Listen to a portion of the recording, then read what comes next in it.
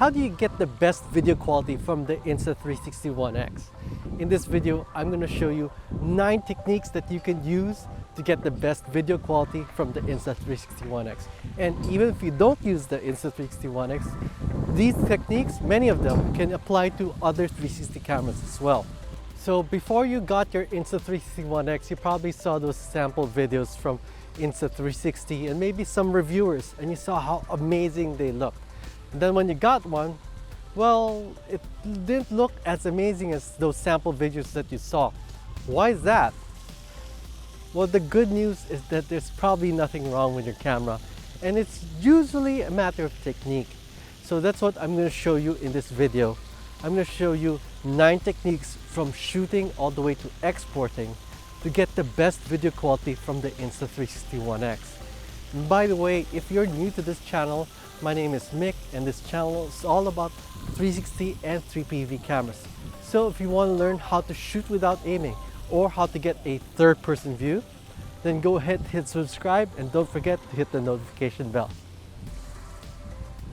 So technique number 1. This is probably one of the most fundamental shooting techniques, and it's a question I still get asked a lot about. How do you get the best stitching quality from the Insta360 One X? How come there's this line below my video, and how come there are these double images on parts of my video? Now the reason is that the stitching of the One X is not perfect. See, when you're using photos with the Insta360 One X, you can get great stitching. That's because the Insta360 One X is using optical flow stitching, which can stitch at multiple distances. But when you're shooting with video, it does not use optical flow stitching. It can only stitch at one distance. Anything closer or farther than that distance will not have a perfect stitch. So the solution is to be aware of the stitch line. So you know the stitch line, right? It's that area between the lenses where the two lenses meet. That's kind of like a blind spot for the Insta360 One X, and you want to be aware of that. Specifically, you want to make sure that you're not crossing the stitch line, or there's nothing important at the stitch line, especially close to the camera. One thing that I do to help visualize is to imagine the Insta360 One X as a giant fan. Now, if the fan is going to hit you or one of your subjects, then you're in the stitch line and you need to reposition the camera to avoid putting them in the stitch line. Technique number 2 is lighting. So you want to be aware of light around you, around the 360 video, to make sure that your subjects are in the best light. So for example, the sun is over there, so I've positioned myself so that the sun is lighting up my face. If possible, try to plan your path to avoid getting backlit. So for example, when I did this video, I started out at the opposite end of the park, and I saw that I was going to be backlit most of the time. So I moved to the other end of the park so that when I would be walking, I would be facing the sun most of the time. Another thing to be aware of when shooting with 360 is that we want to avoid glare. And the easiest way to do that is to place the sun or the primary light source along the stitch line. So let me share with you a secret trick for making sure that the stitch line is facing the sun. We look at the shadow. So check this out. If we look at the shadow here, we can see that the camera is basically facing the sun, like only one side of the camera is facing the sun. This is going to maximize glare. So to minimize glare, you want to turn the camera so that the shadow is at its thinnest. Now, we can't always get great lighting when we're shooting in 360.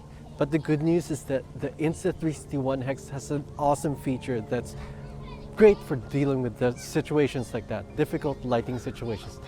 And it also happens to be one of the most underutilized features of the Insta360 One X.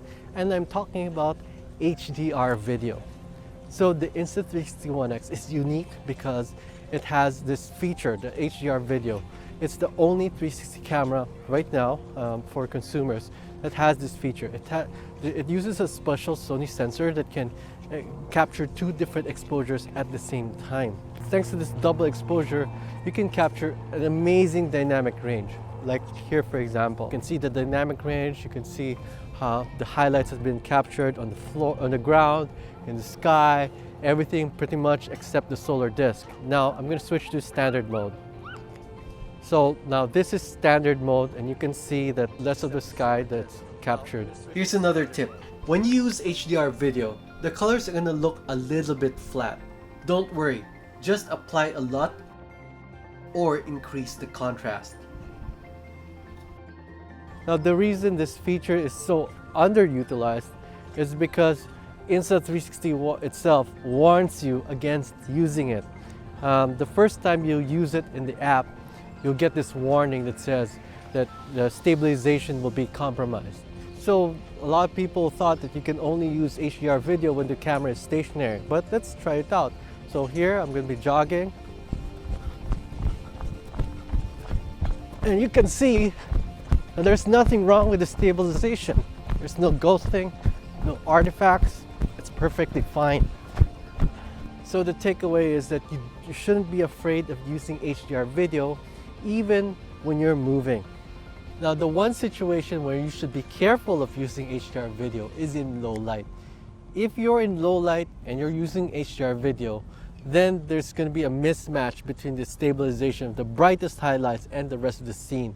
Then it's going to look weird. Speaking of low light, that's another technique. Insta360 One X will default to a slow shutter speed when you're in low light in order to minimize noise. And with a slow shutter speed, there's a very high risk of blur. And even though the Insta360 One X has great image stabilization, that's not going to stop any blur from camera shake when you're using a slow shutter speed.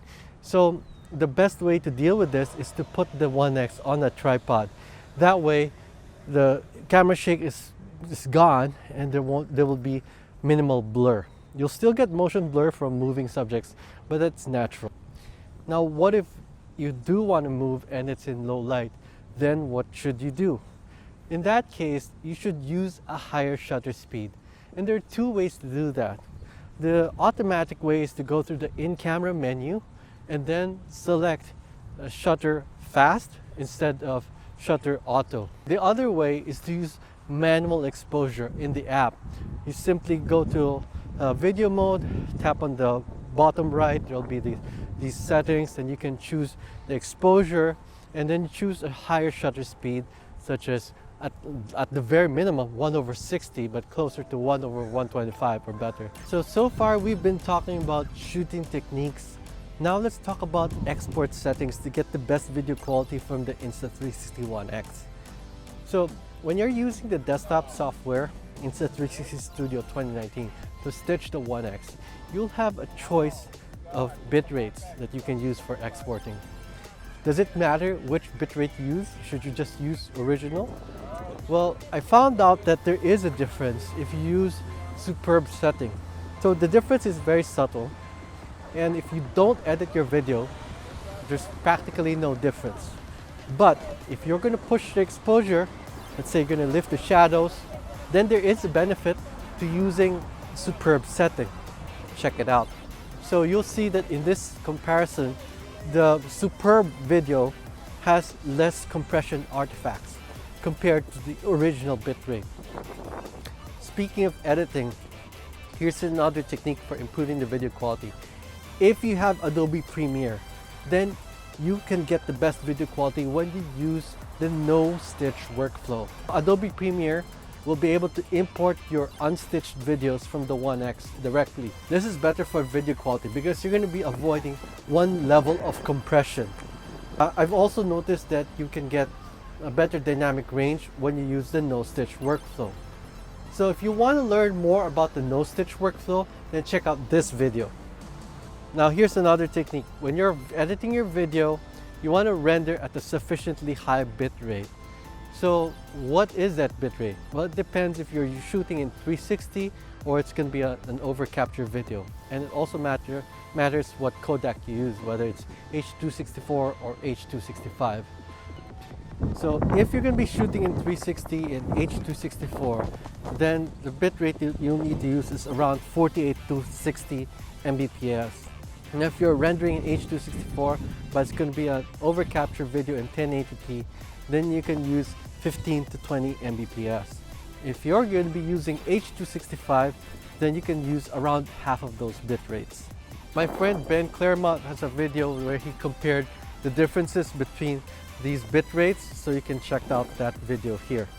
And finally, we come to one of the most essential techniques for getting great video, and that is to get at least good audio. You can't get good video without good audio. It's not so much that good audio will make your video exceptional. It won't. But bad audio can make even a great video suck. Now, a lot of people complain about the Insta360 One X's microphone. They're saying, oh, it's not good, it's terrible, etc., etc. The truth is that the Insta360 One X's microphone is pretty good, it's decent. But the problem is that when we use the One X, it's usually at the end of a long monopod, like this. So when the camera is far away, then the sound from the microphone is not going to be very good, no matter what kind of camera or microphone you're using. So how do you get the good audio from the Insta360 One X? The secret is to use an external recorder. Now, if you've never used one before, it sounds like it's too much effort, but check out this comparison. Here's the sound from the in-camera audio. Can you hear it? What do you think? So that's from the in-camera microphone. Now, here's an external microphone. Check it out. Can you hear the difference? Now, you can use your smartphone or a dedicated recorder like the Zoom H1N. The H1N can record up to 10 hours of audio on a pair of AAA batteries and an 8GB microSD card. With such high capacity, I can start recording and just slip it into my pocket. More than enough memory to fit your whole day of recording. So besides the external recorder, you also need the microphone. So in this case, I'm using a lav mic. This one is an inexpensive one called the Power Device. I'll include in the link in the description below. But I like it because it's been reliable. I've been using it for several months. And a lot of people recommend the Rode Smart Lav. I used to have those. I have a couple of them, but they've both failed on me. And I didn't even know that a microphone could fail. Like I didn't like bend the wires or anything. They were in a case, but somehow they just stopped working one day. And when I looked at my video, I saw there's no audio, and I had to like re-record everything. So that's why I can't really recommend this Rode Smart Lav, besides the fact that it's really pricey compared to this Power Device. Anyway, so I just put it on hold and just slip it in my pocket, and that's it. And you're good to go. Now, to sync your audio, it's really easy. Most video editors have a feature for syncing audio. If you want to see a video tutorial for that, my friend Gaba VR has done a great tutorial on it. Check it out. Now, in my next video, we're going to talk about which camera you should get in 2019. So don't miss it. Hit subscribe. Don't forget to hit the notification bell. And I'll see you in 360.